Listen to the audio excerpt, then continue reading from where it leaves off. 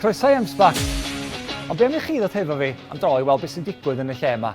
Y syniadau anhygoel, y bobl anhygoel, a busnesau sy'n creu swyddi ansawdd yn yr rhanbarth.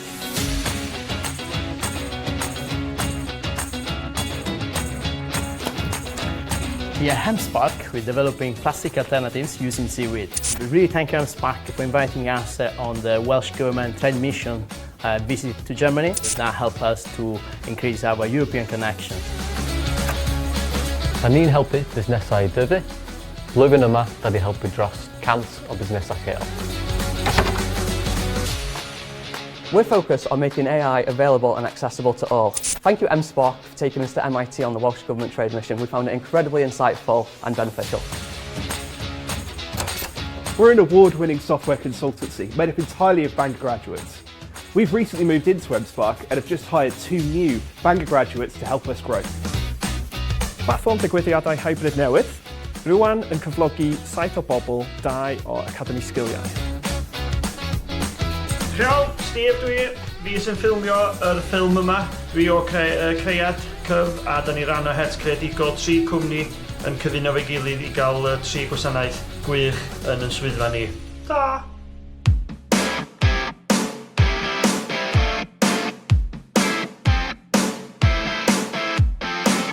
We are experts in animated video production, AR and VR. Since being at M-SParc, we have gained approximately £2,500 through grant funding, which has helped our company to progress as it is. The company was founded in North Wales 18 years ago. We employ 50 people currently and are proud to call M-SParc our home. I don't know why I put my hands down, my wife goes, you just do that with your hands all the time. And just...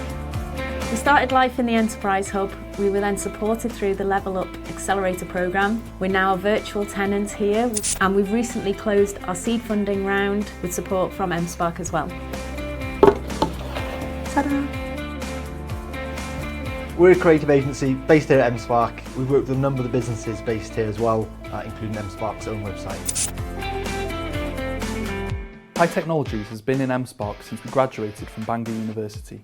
Since receiving 2 members of the Skills Academy, support and funding through the Level Up Accelerator and mentoring through our fellow tenants in the community, we've managed to get to our first funding round to take us to the point we are ready to scale.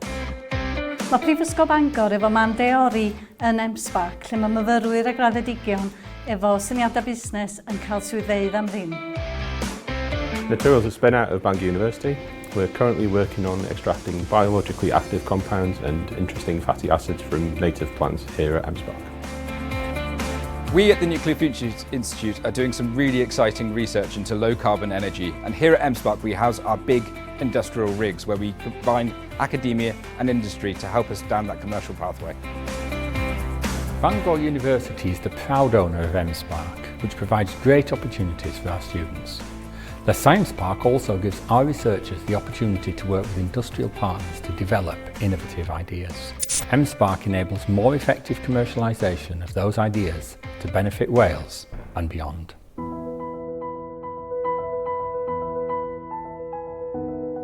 Mae tenantiaid yn cael llawer o gymorth. Blwyddyn yma, da ni wedi ariannu oddeutu 100,000 drwy prosiectau fatha lefel nesaf, cylliddyfu a'n sylebau cydweithio.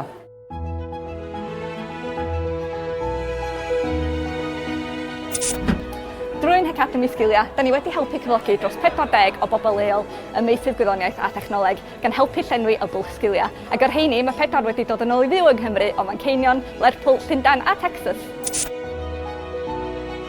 Da ni hefyd gweithio efo partneriaid fel Bank Cymru, Global Welsh a British Business Bank i alluogi mynediad i'n tenantiaid i arbenigedd i alluogi twf.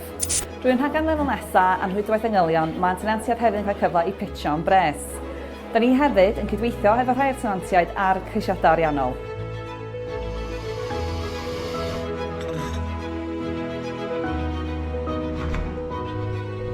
Da ni hefyd yn M-SParc ar y lôn a dros Gogledd y Llewn Cymru a rhystrydoedd Conwy, Gwynedd a Mon.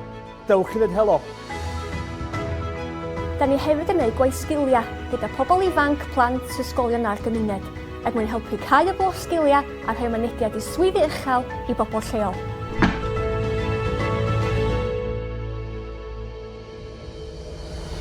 Mae gennym tîm llawn yn M-SParc yn helpu ni cyrraedd ein targed o fod yn net zero erbyn 2030. Da ni hefyd yn gweithio efo busnesau i adolygu ôl-troed carbon nhw. A hefyd, da ni'n cydweithio efo prosiectau carbon isel ar draws yr ardal. So yma yn y tîm digydol yn M-SParc, da ni'n helpu'n tenantiaid i fynd â'i syniadau allan i'r byd i ni gwahaniaethu pobl cyffredin. Da ni hefyd yn gweithio yn agos efo'r prifysgol i ddod ar ymchwil sydd gennym nhw a'r sgiliau sydd gennym myfyrwyr allan i cymunedau ni i wneud gwahaniaeth. Coeliwch neu beidio, da ni ond yn crafu'r wyneb efo beth sy'n mynd ymlaen yn y fideo yma. Felly dewch ar y siwrna hefo ni, ymunwch ar cyfryngau cymdeithasol, ymunwch ar rhestr postio, a dewch i'n digwyddiadau ni. Dwi'n edrych ymlaen i weld chi ar rhan o siwrna M-SParc. I didn't know what the heck was. Oh, yeah, we have got one of those clickable ones. That good? Right, no pressure. Yeah. I do it like that. I get so excited. Okay. Hanna well. Brendan, have you? Just be on chdi, sta. I can see the tree. Go on, shoot, allan.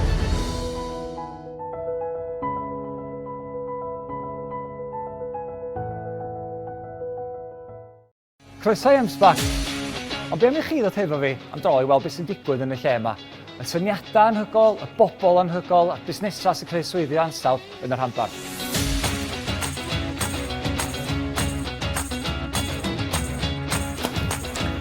Here at M-SParc, we're developing plastic alternatives using seaweed.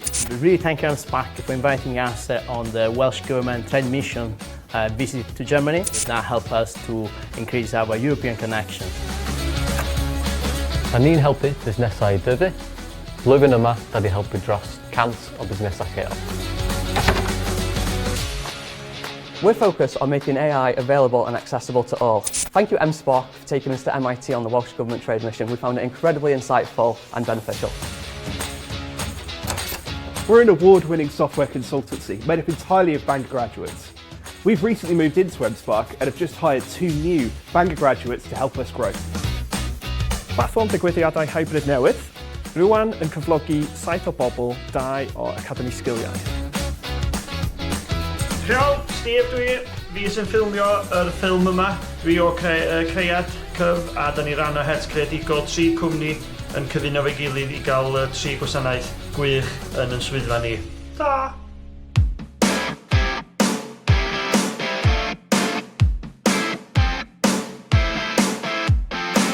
We are experts in animated video production, AR and VR. Since being at M-SParc, we have gained approximately £2,500 through grant funding, which has helped our company to progress as it is. The company was founded in North Wales 18 years ago. We employ 50 people currently and are proud to call M-SParc our home. I don't know why I put my hands down, and my wife goes, you just do that with your hands all the time. We started life in the Enterprise Hub. We were then supported through the Level Up Accelerator programme. We're now a virtual tenant here, and we've recently closed our seed funding round with support from M-SParc as well. Ta-da! We're a creative agency based here at M-SParc. We work with a number of the businesses based here as well, including M-SParc's own website. High Technologies has been in M-SParc since we graduated from Bangor University. Since receiving 2 members of the Skills Academy, support and funding through the Level Up Accelerator and mentoring through our fellow tenants in the community, we've managed to get to our first funding round to take us to the point we are ready to scale. Mae Prifysgol Bangor efo mandeori yn M-SParc, lle mae myfyrwyr a graddedigion efo syniadau busnes yn cael swyddfeydd am ddim. Materials are spun out of Bangor University. We're currently working on extracting biologically active compounds and interesting fatty acids from native plants here at M-SParc. We at the Nuclear Futures Institute are doing some really exciting research into low-carbon energy, and here at M-SParc we house our big industrial rigs where we combine academia and industry to help us down that commercial pathway. Bangor University is the proud owner of M-SParc, which provides great opportunities for our students. The Science Park also gives our researchers the opportunity to work with industrial partners to develop innovative ideas. M-SParc enables more effective commercialisation of those ideas to benefit Wales and beyond.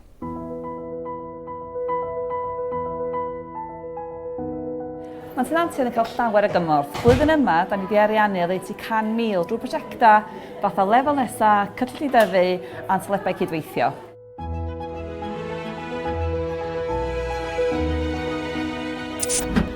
Drwy'n Academi Sgiliau, da ni wedi helpu cyflogi dros 40 o bobl leol ym meysydd gwyddoniaeth a technoleg gan helpu llenwi y bwlch sgiliau. Ac ar rheini, mae 4 wedi dod yn ôl i fyw yng Nghymru o Manceinion, Lerpwl, Llundain a Texas. Da ni hefyd gweithio efo partneriaid fel Bank of Cymru, Global Welsh a British Business Bank i alluogi mynediad i'n tenantiaid i arbenigedd i alluogi twf. Drwy'n rhaglen lefel nesaf a'n rhwydwaith yngylion, mae'n tenantiaid hefyd yn cael cyfle i pitio'n bres. Da ni hefyd yn cydweithio efo rhai o'r tenantiaid ar ceisiadau ariannol.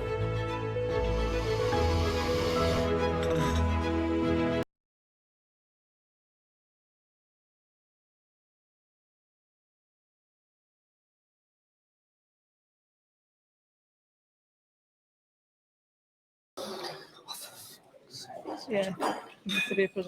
Do I need to say something? No, he is to presenting, entertain? don't worry. Oh, he just needs to press play so we can see him. Yeah. Do we need to press play so that No, we everyone else- have, because this is us. So I can tell Phil on this to Yeah. press play.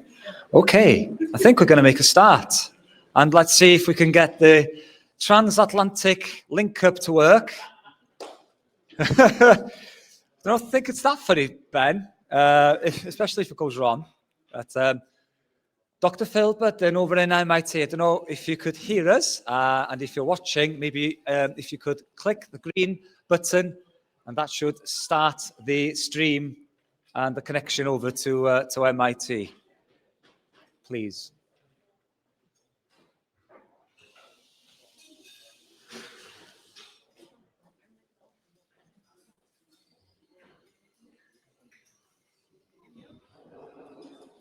And as if by magic, we've got a Dr. Phil appearing on our screen. So there you go. Wow. Thank you very much. Hello, Phil. How are you this afternoon? I am well, Praderi. Good to see you. It's great to see you as well. Now, I'm in a strange situation now, Phil, where I'm looking at a camera and I know that you're on the screen behind me, and I don't want to turn my back to anyone. This is a very strange thing, getting into these hybrid events, but they are the future, or so I'm told. Phil, I'm going to introduce you and maybe hand over to you then for an inspiring talk this afternoon. First of all, I'd like to thank you for your time, Phil. It means a lot to us and our ecosystem here in M-SParc to hear from you. And this afternoon, I'm sure we're going to be inspired by your words, mainly around ecosystems. And we've got a fantastic ecosystem here in M-SParc, as I know you are aware.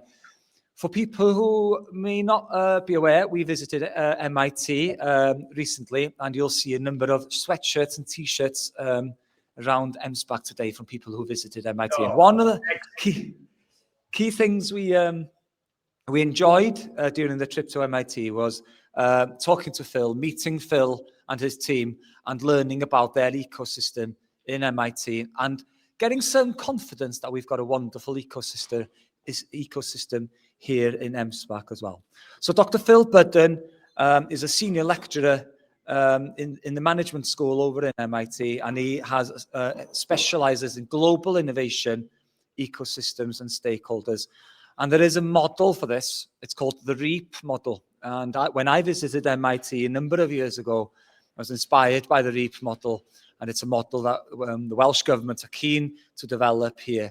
And it's a model that you'll learn about today and give us confidence in M-SParc as tenant companies, as people involved in supporting companies to grow, that we've got this.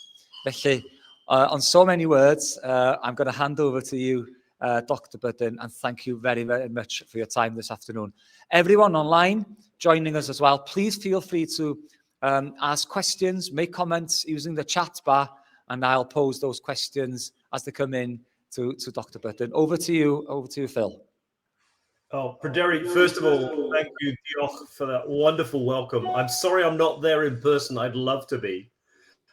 First of all, it was great to host you and your Welsh delegation at MIT. As you've probably worked out from my accent, I'm not American. I am from Britain. And the person who is proudest that I am doing this today is my mum, who's from Cardiff and thinks I should be doing everything I can to help the good people of the Welsh Principality. So she'll be very pleased I'm doing this. So I'm delighted to hear it may be being recorded, because she may be the one person who wants to see this. I've got a few slides I'm going to share in a moment, but I just want to say I'm delighted to be connecting with you this afternoon. I'm bringing a message of hope, because I think what you're doing, and it may not always feel very exciting stuff, but what you're doing in the moment at the wonderful place of M-SParc, supported by the university with the government in the background helping, is exactly what you need to be doing. And that's one of the reasons we agreed that the title for my talk is Now is the Time for Innovation and Entrepreneurship. So I've got some slides. Praderi, thank you for monitoring the chat. I won't be able to see the chat while I've got the slides up. I will get through those fairly quickly, because this really is about dialogue with you and the great people we have in that location. And I look forward to picking up in person next time I get to North Wales. So let me see if I can share my PowerPoint slides. As you probably know, we are working on a great new platform called Haia.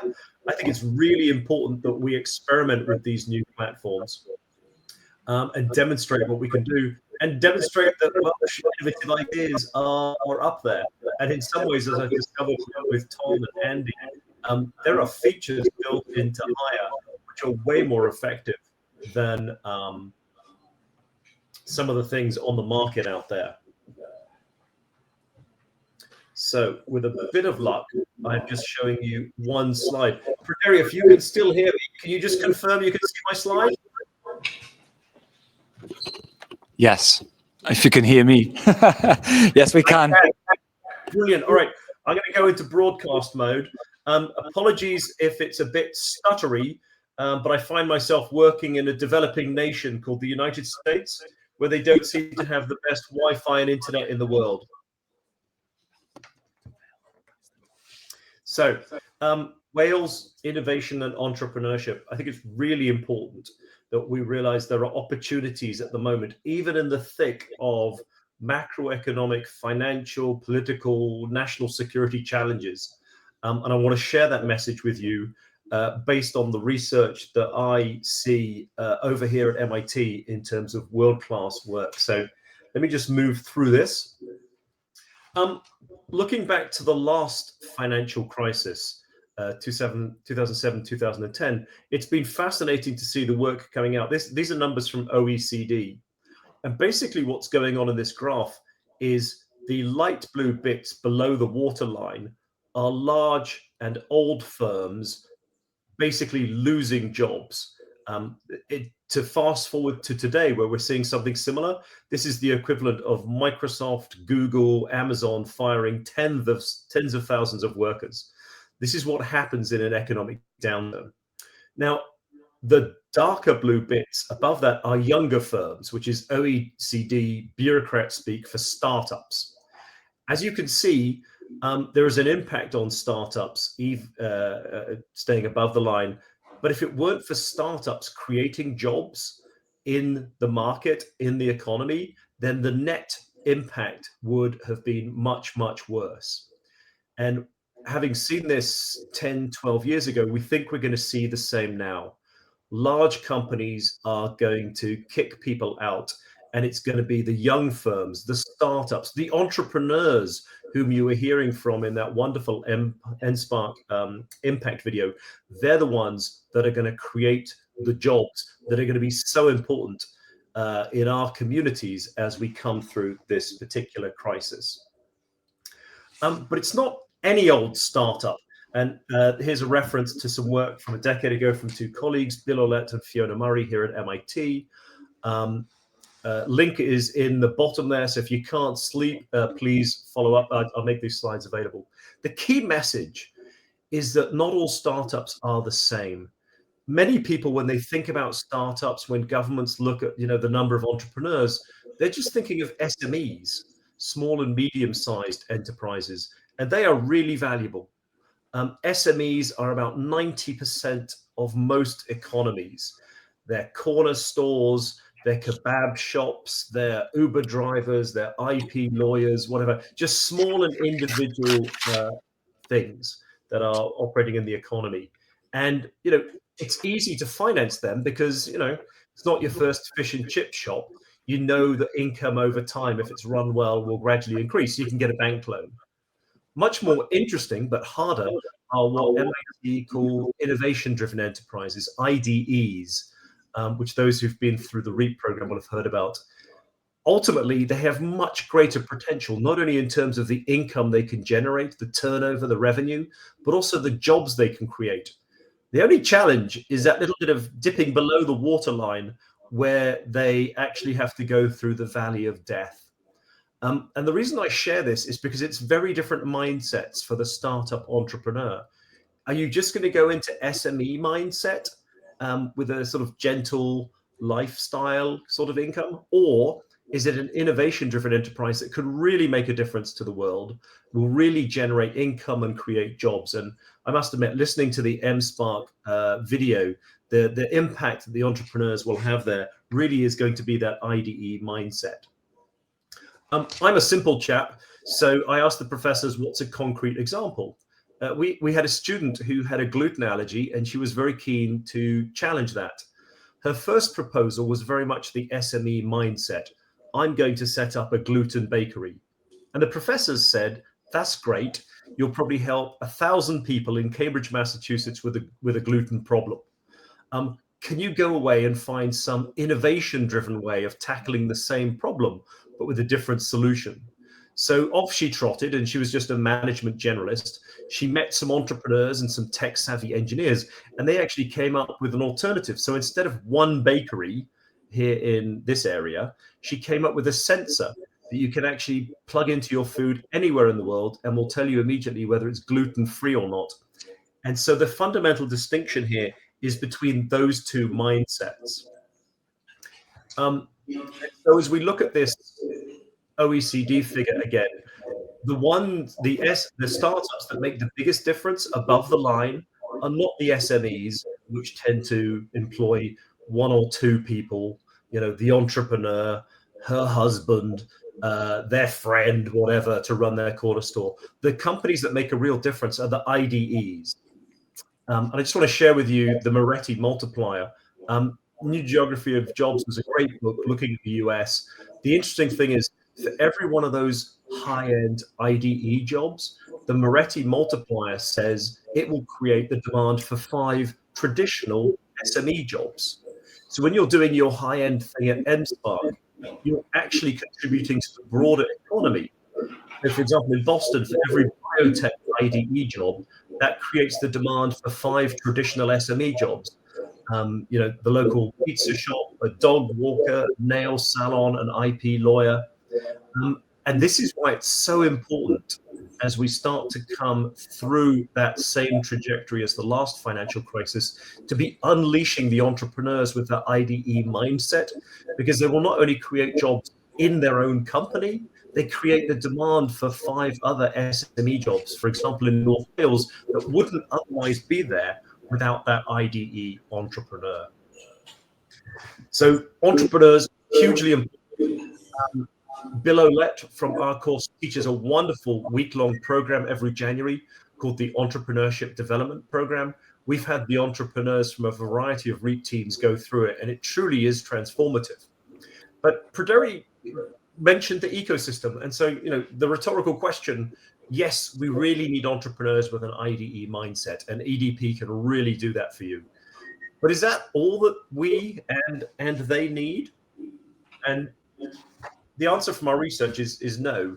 Praderi mentioned the MIT REAP program. We have worked with now over 80 regions around the world. On this interactive map on our website, each one of those pins is a team that we've worked with. So it's not only from our academic research, but it's also from a decade's worth of experience that we have been studying innovation and entrepreneurship. Including, we were thrilled to have a team from Wales a few years back now. Duncan has gone on and got even more senior. Matt is still fully involved, and it's wonderful to see how they were able to use our MIT framework. So it's with confidence that I say this methodology can work, and it's been wonderful to see them take it forward there in Wales. And this is basically what they had to sit through. They had to learn about our 3S approach of stakeholders, systems, and strategy. And it's particularly the stakeholders that I want to focus in on. We have discovered through our research and looking at these regions around the world that the innovation ecosystems that produce these all-important IDE startups, those ecosystems have 5 stakeholders who are working together. Yes, we really need you entrepreneurs. We want you to have an IDE mindset rather than an SME mindset. We want to unleash you, whatever you're doing, whether it's with seaweed or AI. But the places where those IDE entrepreneurs actually thrive are when they are in an ecosystem supported by 4 other players. So it's great to see that Bangor University is playing such a role through M-SParc. It's great that the government is involved. I know that corporates and risk capital, which goes beyond just venture capital, are there to support you. So the answer to my rhetorical question is, can the entrepreneurs do it all by themselves? It's like, it turns out they can't. The places where the entrepreneurs really take off and have success is when they're supported by the 4 other stakeholders. So as entrepreneurs, you should look to those other 4 stakeholders and tell them what it is you need to succeed. Tell the government, tell the university. Equally, if there are people in the room or watching this recording later who are from the 4 other stakeholders, you need to understand what it is your entrepreneurs need, because we're at a really interesting inflection point with this particular financial and economic crisis.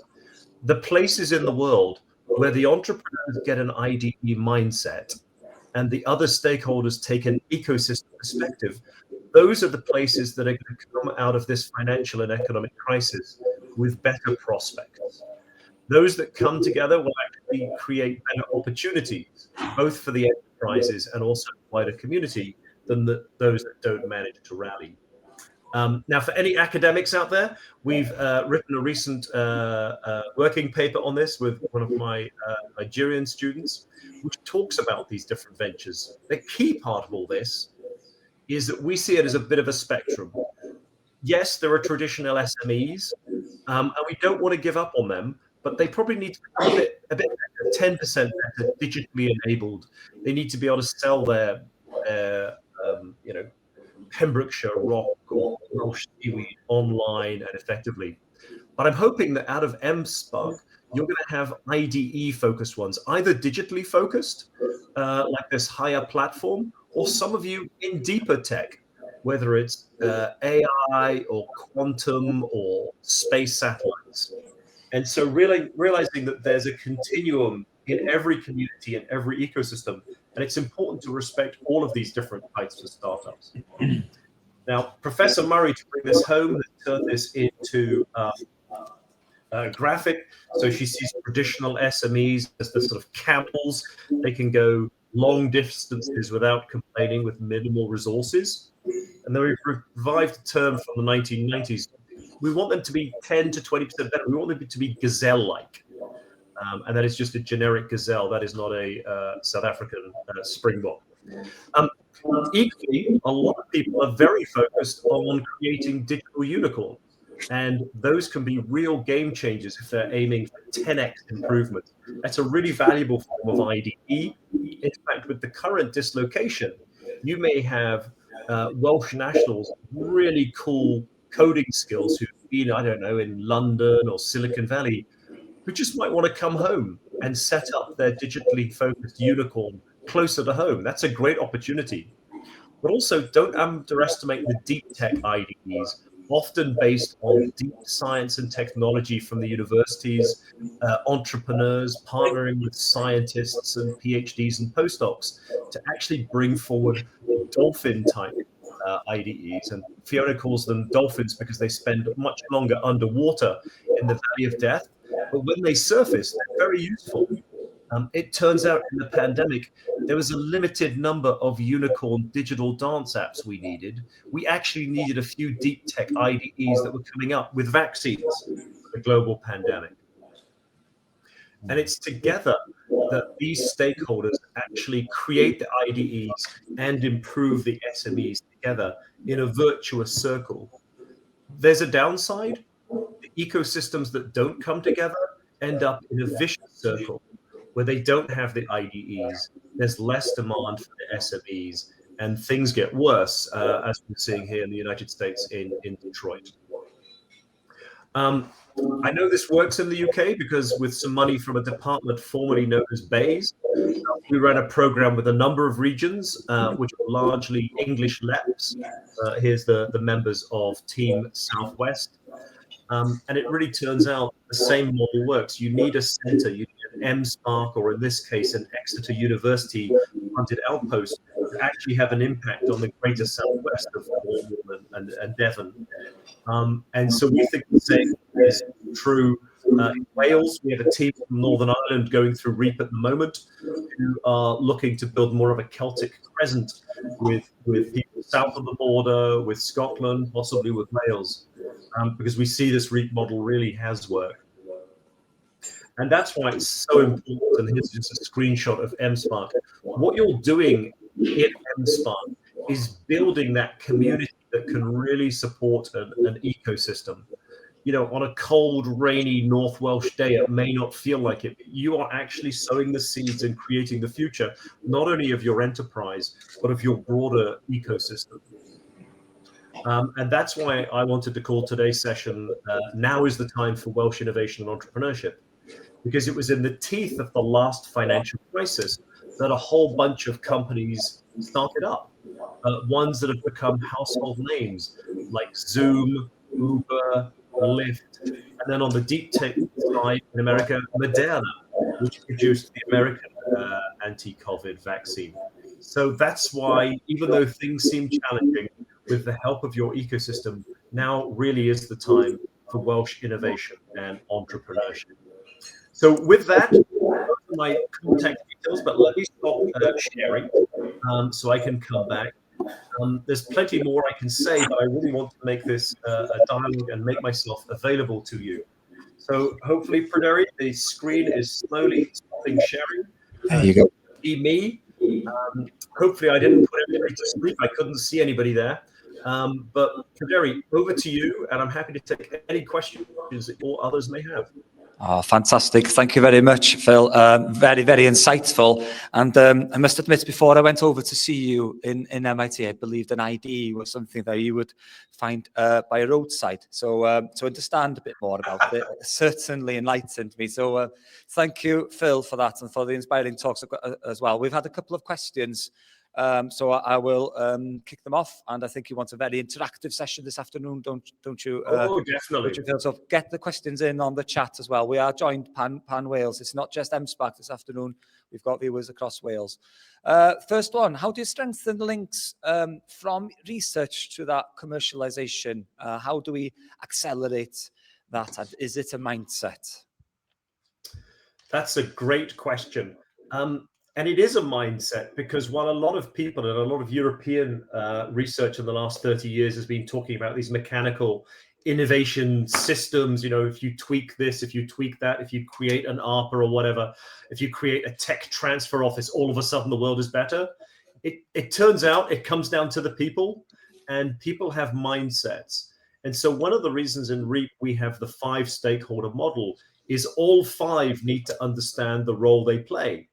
Now, universities in the United Kingdom get central funding through UK research and innovation and a couple of other sources.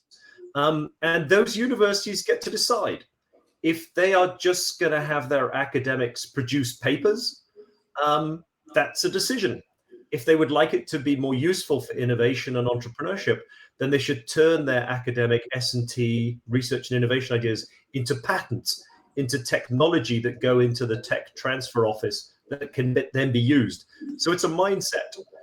Here at MIT, for example, professors from all over the world find that the MIT system is different because we get 1 day a week to have impact on the world.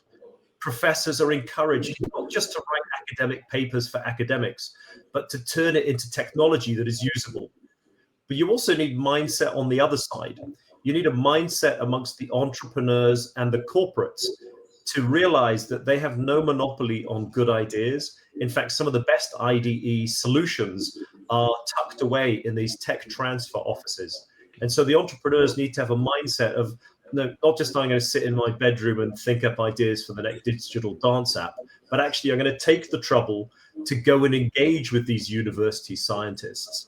And through the medium of the tech patents is bring my entrepreneurial mindset to bear. It's like, all right, this is a really interesting tech solution. What could we use it for? How can we make money? How can we have impact in the world? How can we address climate or social inequities? And so you're right, it really is a mindset issue. And that's one of the things we try to do, and others can do, by bringing these stakeholders together, because where it happens, it can create magic. You know, the scientists are not going to be entrepreneurial. The entrepreneurs are not going to be scientists left to themselves. But bringing the two together and creating a team, it's like a rugby team needs both backs and forwards. They speak different language, they have different hairstyles. You know, some of them like to get muddy, others just run around. But the team does best when you bring these very different communities together. And this is where places like M-SParc, ecosystem leaders like you, Praderi, really can be that sort of number 8 Scrum interface that actually brings things together. Fantastic. And I think you've passed the ball right back to me there, Phil. So I'm going to read another question and back over to you across the pond, as it were. So in terms of carrying on the kind of university linkage there, and I think you've alluded to this in the answer there, but how do we kind of accelerate the role of universities in ideation? And you have touched on this, but maybe how can we practically now, not this afternoon maybe, but next week, we get in on Monday, how can we accelerate the role of the university? We've got fantastic Bangor University, we've got great universities across Wales. What can we do practically, Phil, to accelerate that and to use them as more of an engine for ideation, if you like? Yeah. You're exactly right. And I love the word acceleration. You know, we can't create this from nothing. There has to be a willingness on the university side to lean into this opportunity, and universities don't have to. Yale is a perfectly fine university, but it's not helping its local ecosystem. It's a decision. And so to accelerate it, you've got to accelerate a willingness. You've got to have some basic embers to blow on to get the fire going. So for the university people, and you know, maybe it's not the tenured professors, maybe it's the heads of their tech transfer offices or the business support units. They need to be almost like diplomats between the tenured academics and the scientists, PhDs, and that wider community. Looking to the wider community, you know, entrepreneurs are really busy. It is a non-trivial challenge to set up and run a startup enterprise. They can't go around and read all of these technology patents. They can't go around knocking on all of the doors of the professors and the students. And this is where places like M-SParc, which are not only a physical location, but are also a meeting point, are really important. And one of the reasons the MIT professors use the ecosystem analogy is it's quite organic. There's different species living in an ecosystem, like in biology. And, you know, sometimes a watering hole like M-SParc is where the different species will come together and meet. And that's where the ideas can happen. So really hats off to you, Praderi, and M-SParc. We need ecosystem actors out there to bring these communities together, because otherwise the scientists and the entrepreneurs wouldn't be there, wouldn't be meeting. Absolutely. And I think we've got colleagues from Bangor University's tech transfer team on the call today. And it's amazing, really. We've made massive strides over the last year in terms of bridging that gap between M-SParc and the university. So it's been a journey for ourselves, but you can imagine how much of a journey that would have been for an SME trying to do it. So we will get there. We are closing that gap, and we're making some huge strides at Bangor, and hopefully that's the case across Wales as well. So Jerry, can I just jump in, given you say you got some tech transfer colleagues there? Yes, well, either here or online, I believe. Yes, well, wherever they are, just a message for them. They really are the unsung heroes of the university stakeholder. I know, working with the tech office here at MIT, which is run by Leslie Miller Richardson, a great Scot, it is no trivial feat to be working with the academics and the students and trying to help with the tech transfer office.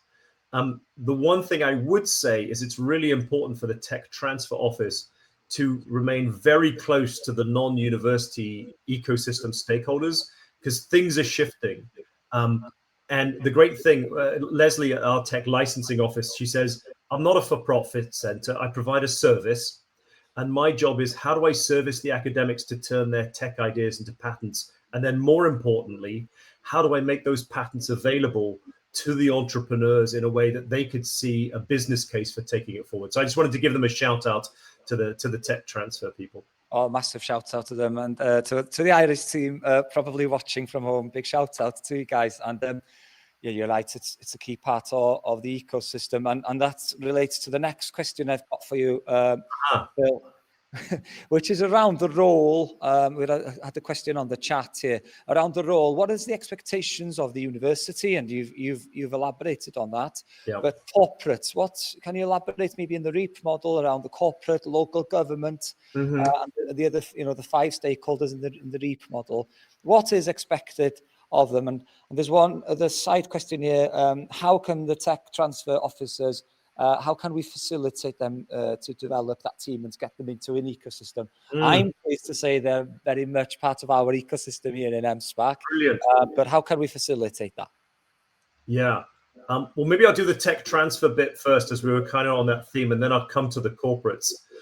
The key thing for the tech transfer office is they're often the bit of the university that can lean into the ecosystem, and they need to be translators between the very academic worlds. And I'm now at MIT. It's a great university, but it's still a university. They need to be translators between the great stuff going on in the university and those out in the ecosystem. And the people really matter. And Frederic, I'm so pleased to hear that they're part of your ecosystem. We have our tech transfer office head is coming to speak to our 120-person MBA class. They are generalists. They don't understand the technology, but it makes such a difference to bring the people together. And then instead of this being some scary website of technologies that we don't understand, they can talk to the tech transfer office people and say, look, I found this business problem. Do you have anything in the tech patent list that could be a solution to this problem? And so actually it's getting that two-way dialogue going. The places where this happens, like Boston, it works well. In other places where the university academics are telling the tech transfer office that they need to be a profit center, they need to be taking 50% equity. These are choices, but it's not going to lead to innovation-driven entrepreneurship. And so you need to achieve that virtuous circle of the tech transfer people being part of a team that's not just their university employer, but is actually helping to get ideas out. And there's nothing like getting a few successes out there into the wilds of the ecosystem to show the university people that it's useful. It turns out academics like royalties too. Nothing wrong with a bit of money coming in. But on the other side, if a few entrepreneurs see actually the university is not too scary and they can help you come up with a technology solution that can help you with a business problem that will make your startup some money, then it makes a real difference. So that's my tech transfer office. Shall I turn to the corporate bit? Absolutely. What is expected, and thanks for the answer, what is expected of the corporates? And we lack them here, as you know, in North Wales. We're not blessed, maybe, as part of our ecosystem with a significant number of corporates. But what is expected of them and government as well, please, Phil? Yeah, no, great answers. So we put corporates at the table of the 5 stakeholders, but we put the entrepreneur at the top of the table. The corporates are there because they actually have a key role to play. There's some myths coming out of the United States, and particularly Silicon Valley, that entrepreneurs are all disruptors and don't want to do anything with people in suits from corporates. It turns out that entrepreneurs need corporates. It turns out that Silicon Valley did well in its first 30, 40 years with large corporates playing a role. And in fact, a lot of Silicon Valley startups are now really incumbent corporates. So when we look at this around the REAP model, the role for the corporates is to help the ecosystem and to realize that actually they may often be the first customer for these struggling startups. Just imagine what it would be for Haia if some corporate in Wales, and they don't have to be local, was willing to, take a punt on Haia as a platform and really use it. If one corporate is willing to lean into the ecosystem, get beyond its procurement procedures and stuff, and really work with a startup, that makes a difference. We see this in Boston, where over the last 60, 70 years, large corporates, like big insurance companies, are actually willing to be early adopters of startup technology. It's good for the ecosystem. It's bloody good for the startup entrepreneur to land such a contract. You can then take revenue instead of venture capital and equity dilution. But it's actually really good for the ecosystem, because it encourages that mindset is, yes, we can do that. And so you may not be blessed with huge corporate headquarters where you are. It's the same with Boston. We don't have many corporate headquarters. They're all down in New York. But it doesn't matter.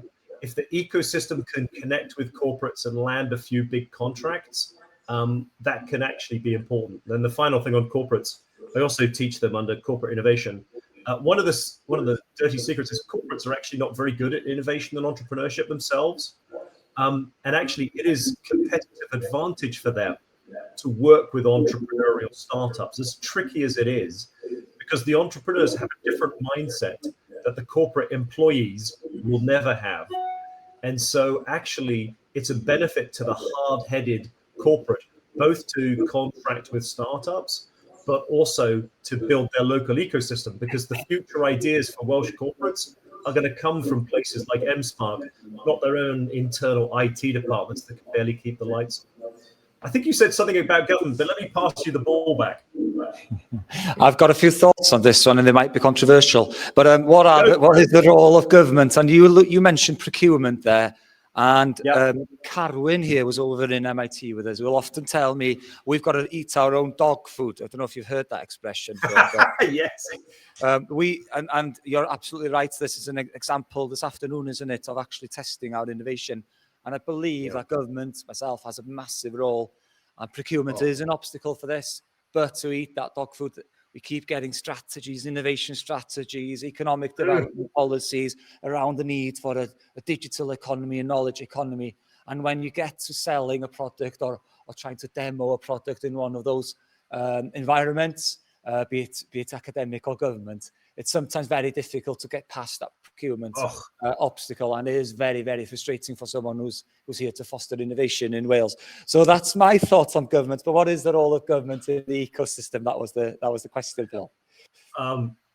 Excellent. No, I agree with you, Pryderi, and I say so having come from government. We sometimes produce strategies on innovation and then don't do the hard work to actually enable those who can do innovation, unlike us government bureaucrats. So the stakeholder model has the 5 stakeholders, entrepreneur at the top. Government is down at the bottom with the corporates. They are important. There's a myth coming out of America that, government should just get out of the way. The US government doesn't do that. The US government planted the seeds of Silicon Valley, and the military industrial complex was Silicon Valley's main customer for 30 years until they got all googly and decided they didn't want government anymore. And so don't believe the American rhetoric. Government has a key role to play, but my message to the government representatives is it's not always the role you think it is. We work globally with REAP. If a government strategy and a beautiful PowerPoint could create innovation, we'd all be rich. It's not enough. And so this is, sign off the strategy quickly, but then, government, you need to be doing the hard work of making sure you're walking the walk.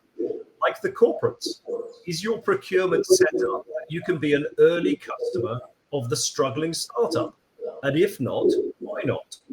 There is a piece of legislation going through Westminster called the Procurement Bill, which is the government's attempt, driven by Sir Patrick Vallance, the government chief science advisor, to tell the rather risk-averse commercial officers that in government, they need to be using the taxpayer money, because it's public money, it's not the government's.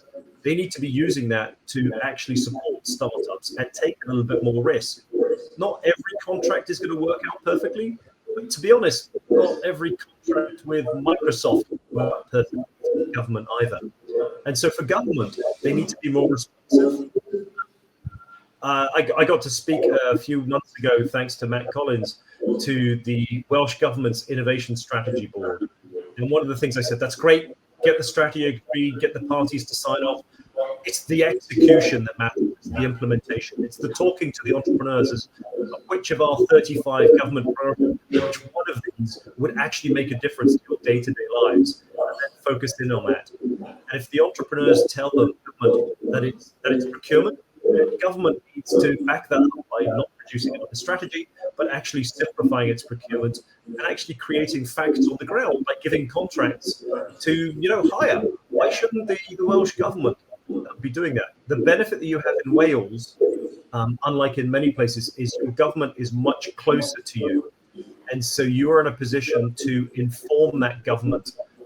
If you say you want innovation, then be strategic and take the difficult steps to actually encourage Welsh innovation. And that's why the English LEPs are struggling, because Westminster is so much slower. So your unfair comparative advantage in Wales is you have a responsive and government that is much closer to you. So I would lean on that government and just tell them what you need. So Pryderi, don't hold back.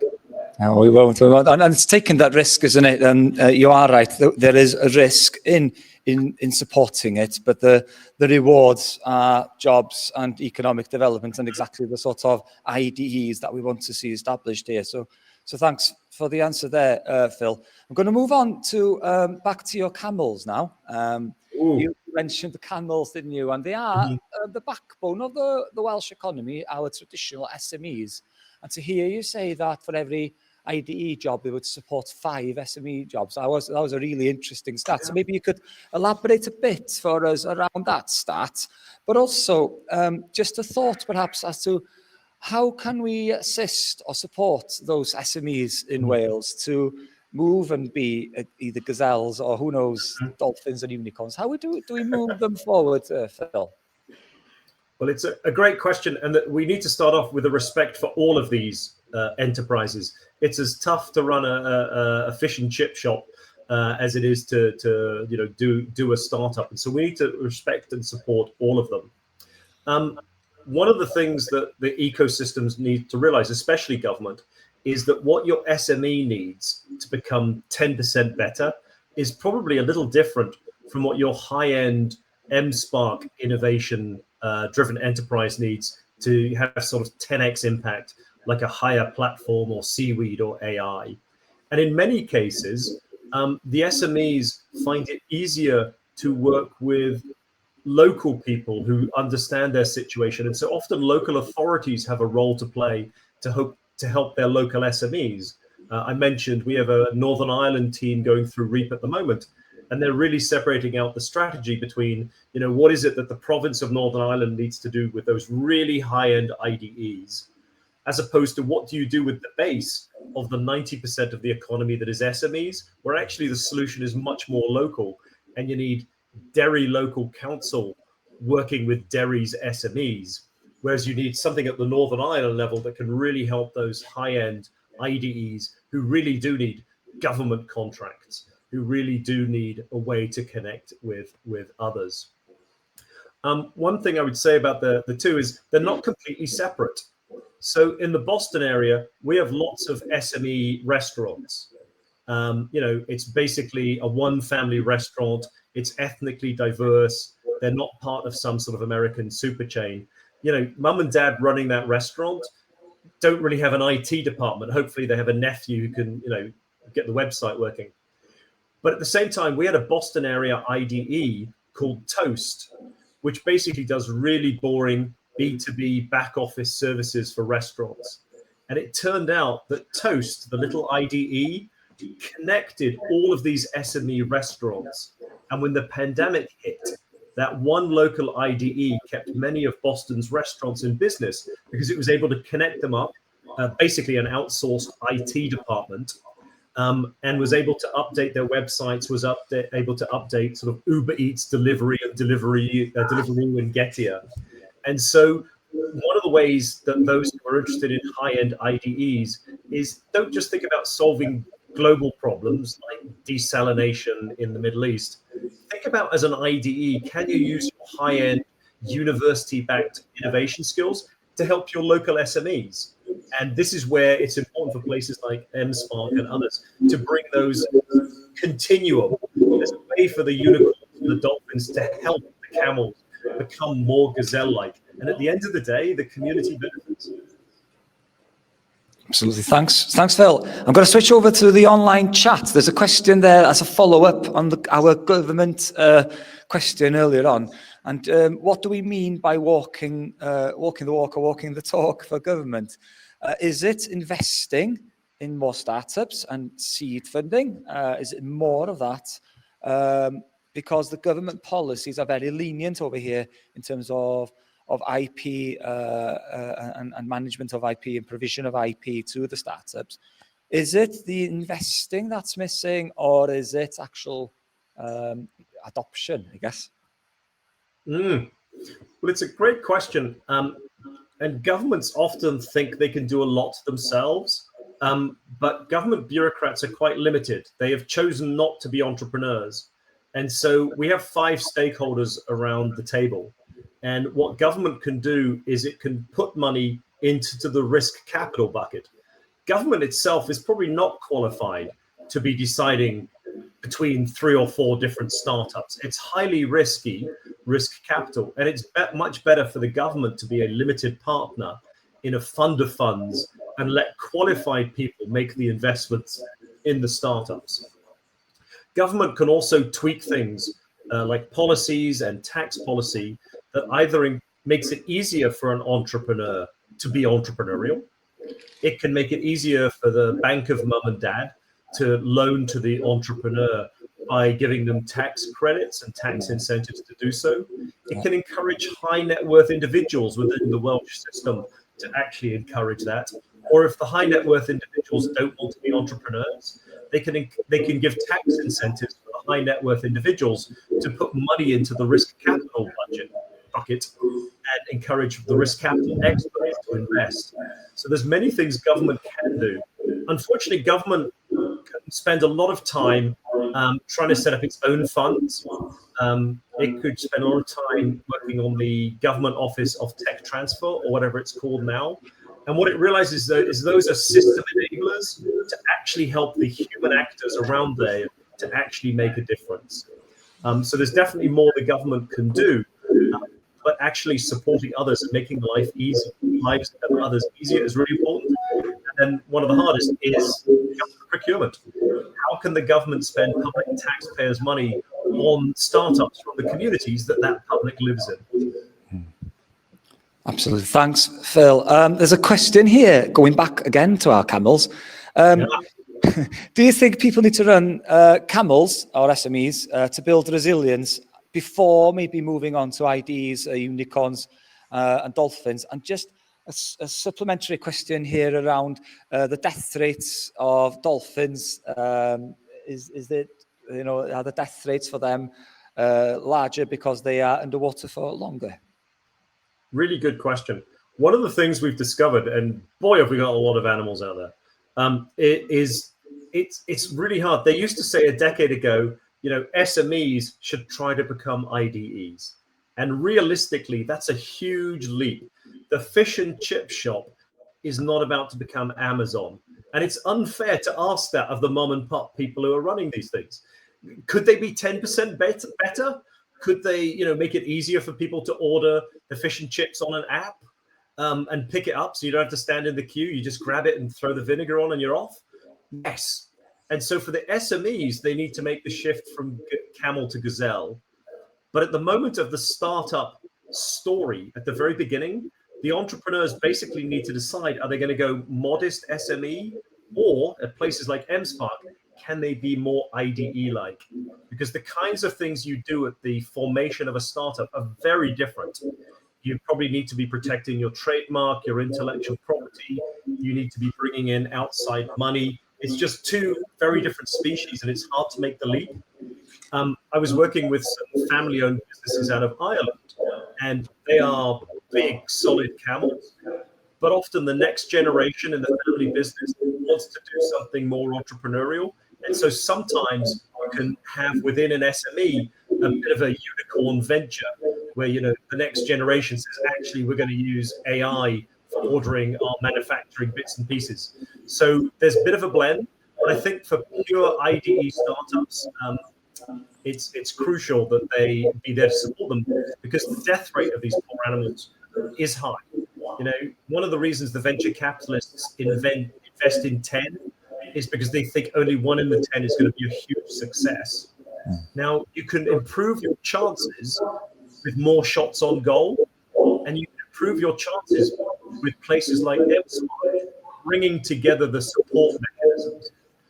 Here at MIT, they reduced the 1 in 10 to like a 1 in 3 chance of success in the companies. So the benefits of having the ecosystem lean in is you improve the chances of a startup working. We have corporates here that are willing to procure from startups, because that's what we now do in Boston. We've got the Boston and Massachusetts governments, unlike the US, are willing to lean in to support local growth companies. We've got professors who've been trained that publishing papers is not enough. You need to actually produce patents, and often become advisors to startups. You know, encourage your students to run things. So it's always, you know, a game of probabilities. You can move from only 1 success in 10 to, you know, like 1 in 3 or 4 by the ecosystem supporting those startups. And on the back of that, Phil, I'd encourage anyone as a startup watching and tuning in this afternoon to lean in. That's what we are here for. That is what all the partners and actors in this ecosystem are here for.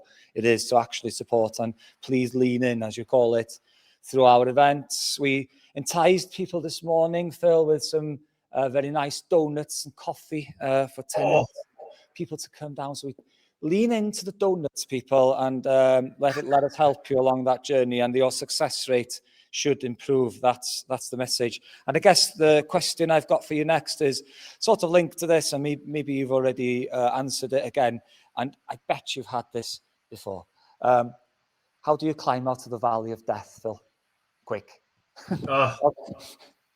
Yeah, no, it's a tricky one. Well, first of all, you have to recognize that there is going to be a valley of death. And the IDE entrepreneur with the best will in the world probably doesn't have the resources to get their startup idea through the valley of death. This is where the risk capital provider is important. Banks like to bank SMEs because they can see the cash flow, 3 years, you know, everything's there. This is why you need specialist risk capital providers, not just Silicon Valley style venture capitalists, but patient capital, corporate venture capital, UKRI grants, Innovate UK. And the job of the entrepreneur is both to lead their enterprise and to bring it through the valley of death to the sunny uplands on the other side. But that takes an ecosystem. It takes a village. The places in the world where those IDEs come through the valley of death is where the non-entrepreneurs, risk capital, government, universities, and others are playing a role. Sometimes universities need to incubate the startups a little bit longer before throwing them out into the wild. MIT had to change its internal policies to do that, but it made a huge difference. That's one of the reasons we got down from a 1 in 10 to closer to a 1 in 3, because we just support them longer. And so it is hard, but the first thing to realize is that for your IDE, there is going to be this valley of death. And you need to have the ecosystem lean in and help you through that. I saw a question earlier, if I can pick up on it. Somebody was talking about social entrepreneurship. Yes, is this model a model that can be replicated for the third sector, in your opinion? Definitely. We don't differentiate different types of entrepreneurship. You know, in the non-profit sector, they're not profit, but they need revenue. And everybody needs a business model, whether you're for-profit, non-profit, or government. And so a lot of our non-profits, so-called social entrepreneurs, actually have an impact, not from living from charity and philanthropic gifts, but having a business model where they actually bring in more money than they spend doing good in the world. So we actually treat all entrepreneurs the same. We think they need the same entrepreneurial mindset. They need to have the same good business plan that they will get through the valley of death and ultimately bring in more money than they are spending. Some of them are for profit and are profit maximizing. Others are so-called third sector and interested in impact. but the community doesn't benefit if the social entrepreneurs aren't being equally entrepreneurial and coming up with a business model that keeps them in business. In fact, they may do more harm because they try to address a problem but can't run their business model to be there in the long term in a way that the community needs. So we don't differentiate. It's only the calibration on how much profit you're trying to make at the end of the day.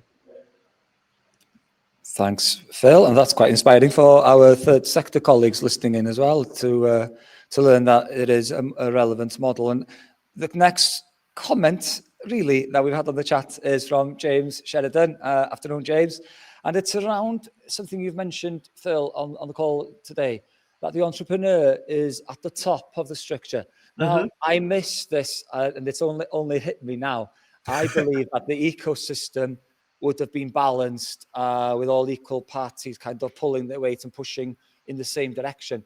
But you've alluded a couple of times this afternoon that the entrepreneur is at the top. So is it a hierarchy or is it a balanced ecosystem in your view? It's a really good question. One of the challenges that Professor Scott Stern, co-founder of Reap, says is for an entrepreneurial ecosystem to work, the challenge is nobody's in charge. So it's basically a round table. Everybody's at the round table, and like King Arthur, it's because it's equal. Everybody needs to play their role, understand that he can help, and pull their weight.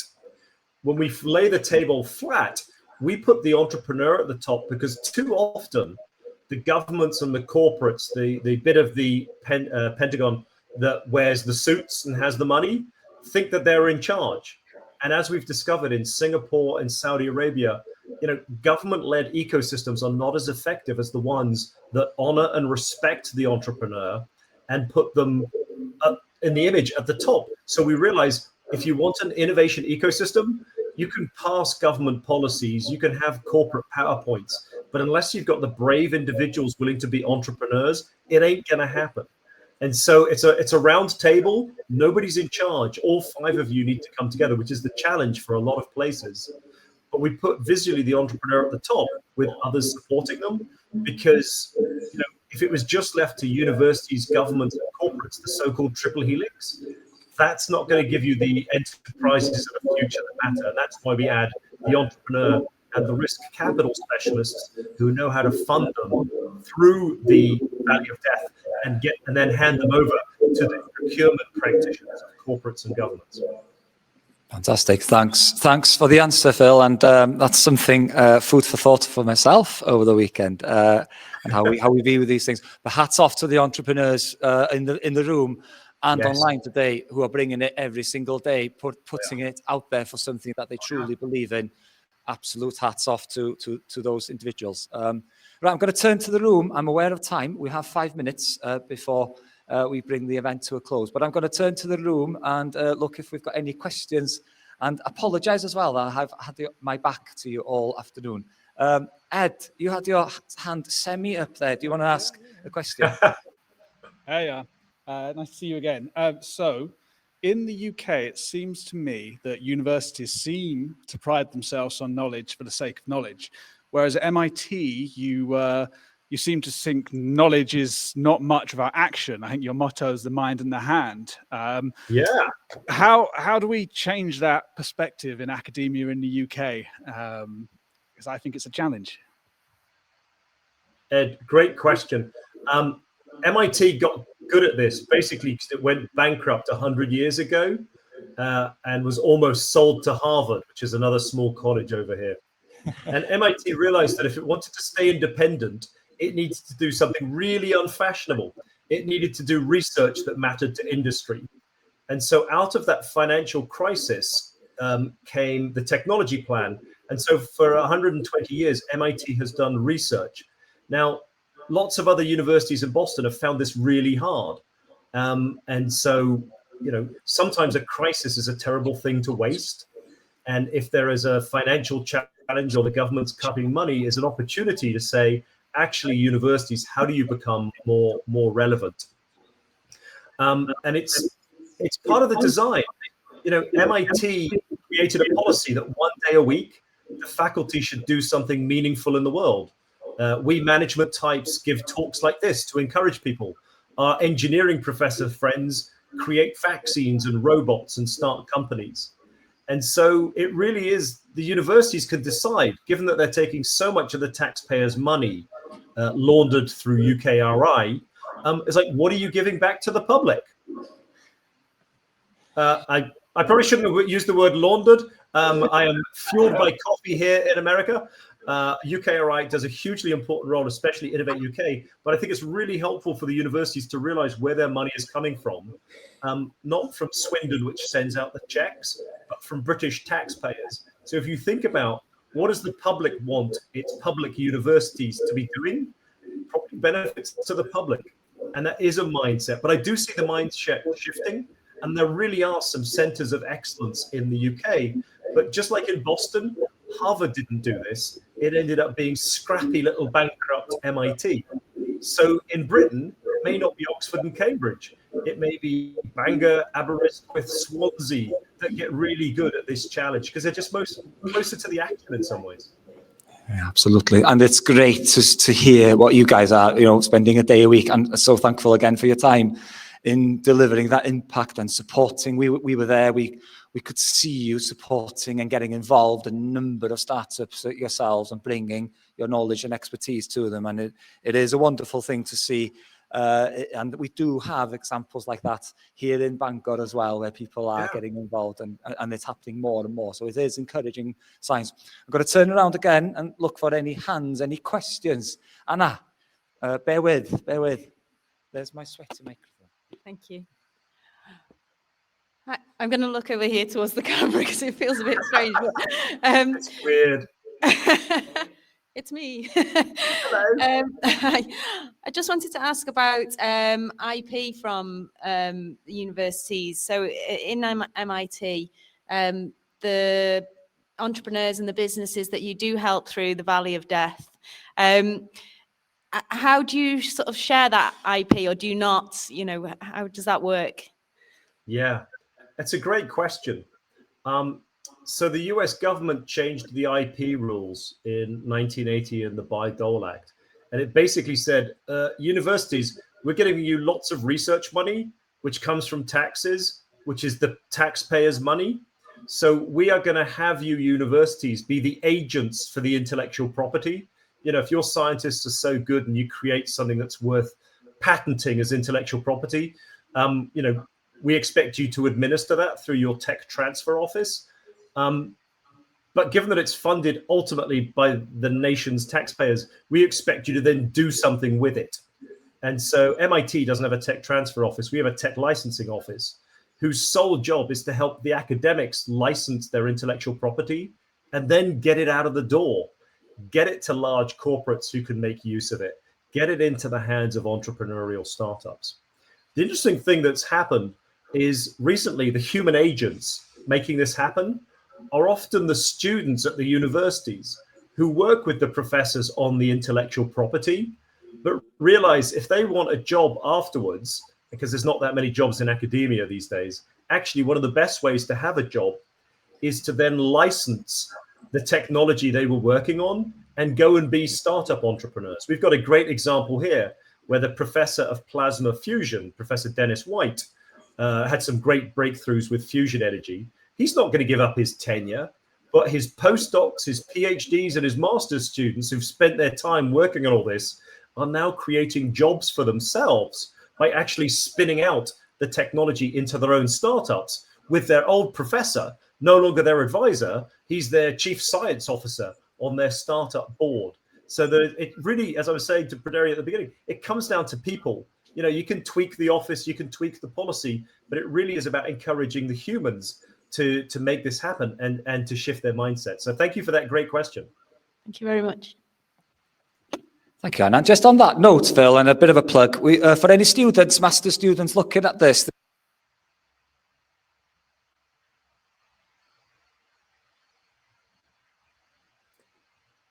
Praderi, I lost your sound.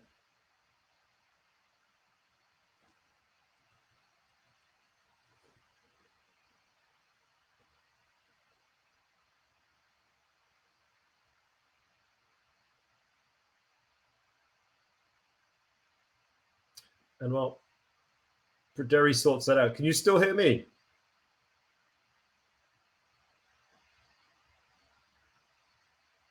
if you could steer me, hey, did I just see an MIT sweatshirt?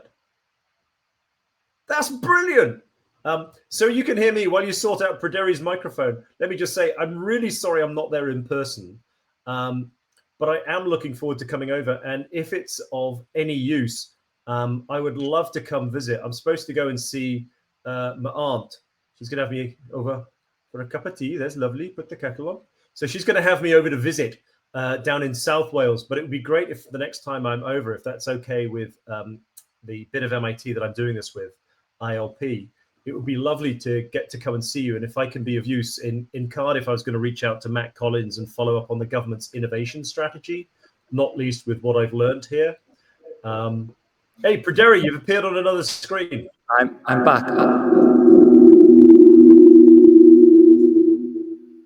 I'm back. That is a brilliant sound effect. I think we need to turn the volume off. So while you sort that, I'll just finish off my thought. If I've not embarrassed you, Praderi, in front of your wonderful entrepreneurs and your M-SParc community, I'd love to come and see that place in person, particularly if there are donuts available. But I'd also love to lean in with the other stakeholders.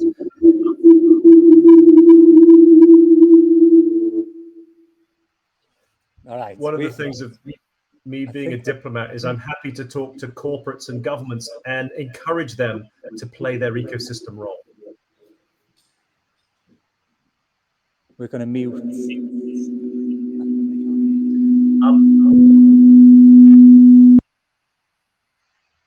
Praderi, shall I just say farewell and wish you well?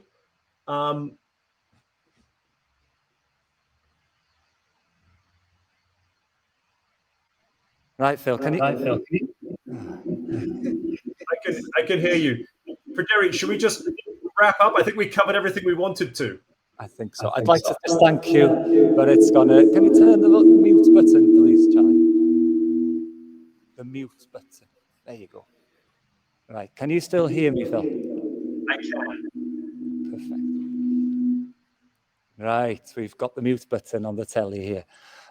Phil, we can hear you. I'd like to wrap up. The batteries on my mic ran out, but I think it's good timing. It's time for the pub for many of us in M-SParc. We're going over the road. And when you come over the pond, Phil, it'd be great to see you here. We'll get you around the ecosystem. We'll visit Bangor. We'll introduce you to our ecosystem and our tenant companies. It would be great to see you over here. But before we wrap up, I'd just like to thank you and maybe ask everyone to give you a massive round of applause because we were on a tiny little microphone finishing off. So big round of applause. You're very welcome. And just a couple of quick final thoughts. We can't hear you because the tech team has muted the telly. But try again. Can you hear me now? Try now, Phil. Can you hear me now? Yes. Wonderful. Because I just wanted to say, first of all, Praderi, thank you very much. I look forward to coming over. It's great you got a pub next door. I shall wish you all yaki dar with that. I'm going to have to go get more coffee because the MIT day is still early. A couple of quick shout outs. First of all, we have done all this on the amazing Haia platform. So I encourage people who don't know about it to really get it to know it better. I wish Tom and others well. I will be talking about this to my Welsh government and other contacts so that they know about this. You know, the ecosystem. Hey, I can see Tom over your shoulder. The ecosystem that supports its own is the ecosystem that does better going into the future. Dropbox was created out of MIT. People here were willing to try it, and it's now quite useful. So you need to support your IDE entrepreneurs. All the best. Second, I'm really grateful to Wales having a membership of the MIT ILP program, Industrial Liaison Program. I believe Mary is out there in the remote audience. Without MIT ILP, which is kind of like our M-SParc, it's that connecting institution, we wouldn't have that. And so there are many ways for Welsh people, Welsh government, Welsh startups to benefit from that ILP relationship that the Wales government has. Haf says it's a good program. So finally, yes, I would love to get to come visit. I would love to be not only taken around the ecosystem, but if it involves the occasional pub and a pint of brains, or a little Penderyn, that would suit me just fine. For now, I better go and have some coffee. So yaki da to all those going to the pubs, and a big thank you, diolch, from me for this opportunity. Diolch yn fawr iawn, Phil.